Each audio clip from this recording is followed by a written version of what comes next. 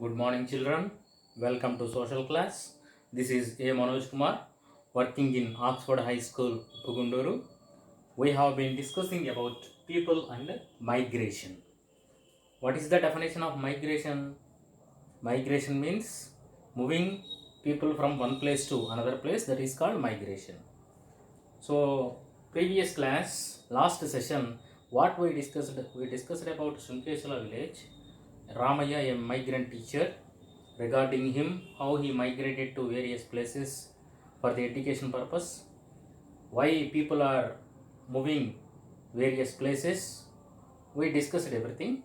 In this session, I am going to explain rural and urban migration.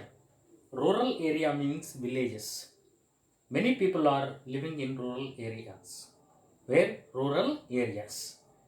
Suppose if you have not many opportunities in rural areas, by that time you will migrate to urban area or else any other area.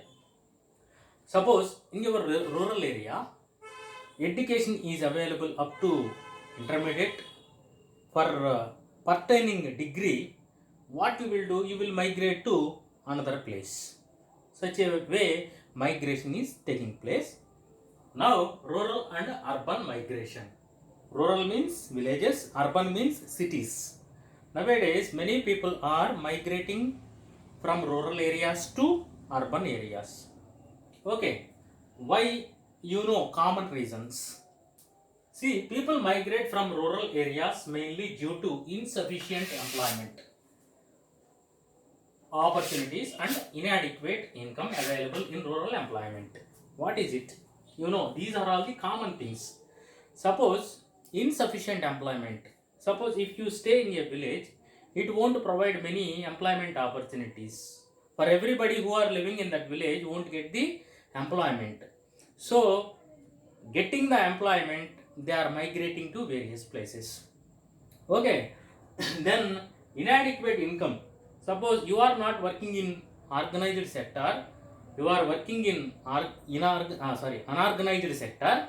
By that time, what you will do? Income is not sufficient. By that time, you are moving to cities, nothing but urban areas. Okay, na? Why people are moving from rural areas to urban areas? Main reasons are insufficient employment and inadequate income available.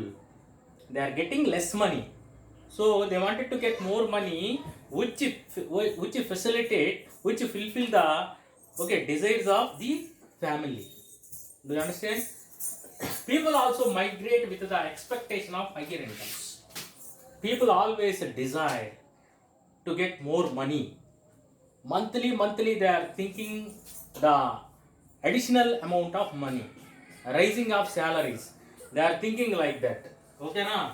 People also migrate with the expectation of higher incomes and more opportunities for family members and maybe better services. If you go cities, what you will think? You have better opportunities in the cities. Such a way you will think. That's why people are migrating. Okay. So see, already I given regarding Ramaya. We discussed about Ramaya. How he migrated to different places. He got job in organized sector. Then he migrated to Avaku Mandal. Okay, na. Then afterwards in Kurnool district, he done his job in so many years. Okay, so this is the best example what we discussed up to now. Okay, most urban migrants have to work as laborers and find employment in the unorganized sector. So many people are migrating to urban areas. Urban area means cities. They are everybody getting organized sector jobs. Huh? No, it is not possible to get organized sector job. Okay, in the city, only few persons get the organized sector jobs. Okay, so they will settle in unorganized sector jobs. Then they could be working as hawkers, painters, repair persons, rickshaw pullers, construction laborers. Who are not getting organized sector jobs, remaining persons working as hawkers. Hawkers means somebody taking fruits and selling in the streets, somebody taking bondas and bhajis and going and selling that in the streets. Those persons are called as hawkers. Okay, painters, repair persons, rickshaw pullers, construction laborers. Such a way they are doing works in the cities, urban areas. These are all comes under which category? Unorganized sector category. Okay, na? Already we discussed about organized sector and unorganized sector. Organized sector gives the confidence in the employment, confidence in the job. Confidence in the job means forever they will do the job. Up to their retirement period, they will do the job. After retirement, they will get the benefits. Isn't it or not? Who are working in unorganized sector, they have paid leaves, paid salary.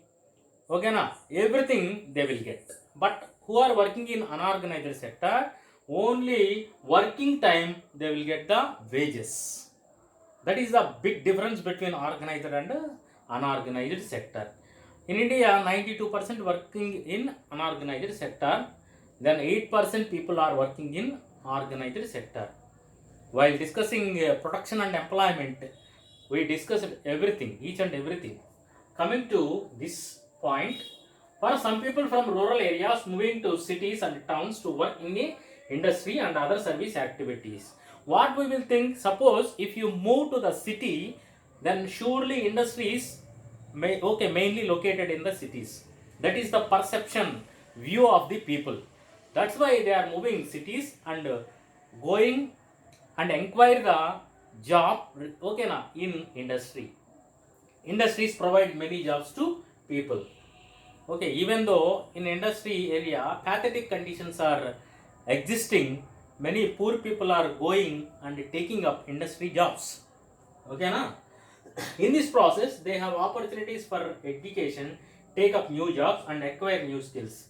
So many people are moving urban areas for the purpose of better opportunities. In that regard, so what they are doing, what they are getting, they are taking up variety of jobs.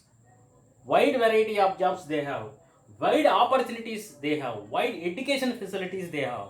They are taking up all those things. Okay, na? Then towns offer greater freedom, lesser discrimination. That means what? If you go to the town, you are moving very freely. But if you are living in a village, everybody surely observing you. By that time, okay, now we should give the utmost respect to elders and everybody. Then we should take care while moving in the villages. But if you go to the city, then freely you are going here and there, watching movies. Then for recreation purpose, you are going to clubs. Everything you are doing in the city. Okay, na? That is the greater opportunities, freedom it provides. Which provides? City provides. Then if you compare, okay, na, rural area, here discrimination is less. Where in urban areas discrimination is less. How you will say discrimination is less in urban area? Any person approach you and ask you which caste you belong, which creed you belong. Suppose if you are living in a city, such a inquiry won't done by the people. But if you are living in a rural area, many people will look your caste and creed. Such a way discrimination we can identify in the rural area. There is no discrimination. That no means less discrimination in the cities when comparing to the rural area. Okay, many move to the urban areas more out of desperation and not having adequate employment opportunities in the rural areas. Suppose you don't have any employment opportunities in the rural areas, by that time poor people, thousands of lakhs of people are migrating. Where they will live in urban areas? In urban areas, especially in the outskirts, outer part of, corner part of the city, they will stay. Okay, now they will temporarily arrange the settlements with the bamboo sticks. Okay, then such a way they will build the houses and side by side they arranged the houses. That is called as slum area. If you observe the slum area, facilities are very worse. Government also won't provide any kind of facilities who are living in the slum area. Suppose yourself you see, you are getting all the benefits provided by the government. Suppose I am living in a village. I have ration card.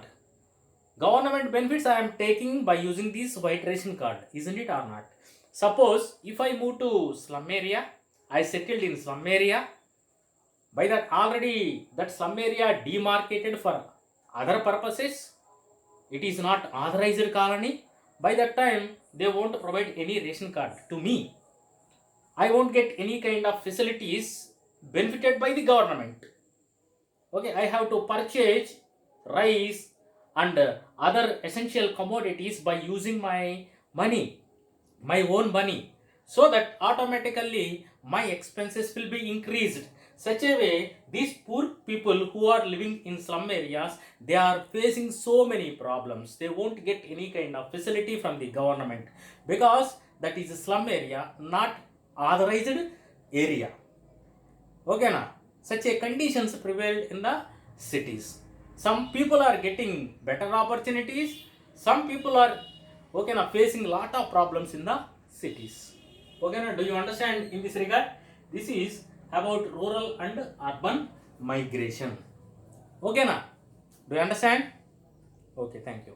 While explaining rural and urban migration, few points I not added. Now I am explaining those few points. See, many families have residence both at their origin and destination. What is origin and destination? For example, I am living in Uppugunduru. I have my own house in Uppugunduru. That is my residence. My house is in Uppugunduru. So I born in Uppugunduru. So that is my residence. I am working in Ongolu. I got a job in Ongolu. So that is my destination place. Some people have, in Uppugunduru they have one house. Then in Ongolu they have one house. Such a way, in both areas, destination place and origin place, they have permanent houses. Okay. Another point is they shift between the two places depending on work and seasons. Some people are migrating seasonal wise. Okay, which season they have more work, by that time they will migrate to that particular place, and sometime they will stay in that particular area. Afterwards they come back to their own settlement area. For example, if you see our Uppugunduru area, especially in the paddy yielding time means paddy cutting time, many people are migrating to Chunduru and Tenali area. Lot of paddy fields are existed in Chunduru and Tenali surrounding areas. People are going and few months they are staying. After the completion of that total work, that means yielding, okay na, then packing the grains. After completion of that, they will coming back to their houses. Okay. So migration does not necessarily involve movement of all members of the family. Sometimes wives may stay in one place, husbands may stay in one place. Suppose I am staying in Ongolu, or else I am staying in Nelluru. My wife is staying in Uppugunduru. Okay, such a situations may arise. Okay, now and then I am coming and consulting, meeting my family members. Afterwards, I am going to my working area. Such a way, settlements we may observe. See, migration does not necessarily involve movement of all members of the family, and often the wife remain in the rural area. Sometimes wives stay in the rural areas. Husbands are going and staying in urban areas, and afterwards, after earning the money, they are coming back to their own area. Okay, na? So these 2 points also I am adding here. These 2 points also very important. Fully we completed rural and urban migration. Everybody understood regarding rural and urban migration. This is common situations, common migrations we are observing. Okay, na? From our villages, so many people are migrating to urban areas. Somebody well settled in urban areas. Somebody, not settled in urban areas. Afterwards, they are coming back to their village. Such a situations also we are observing. Okay na? Thank you.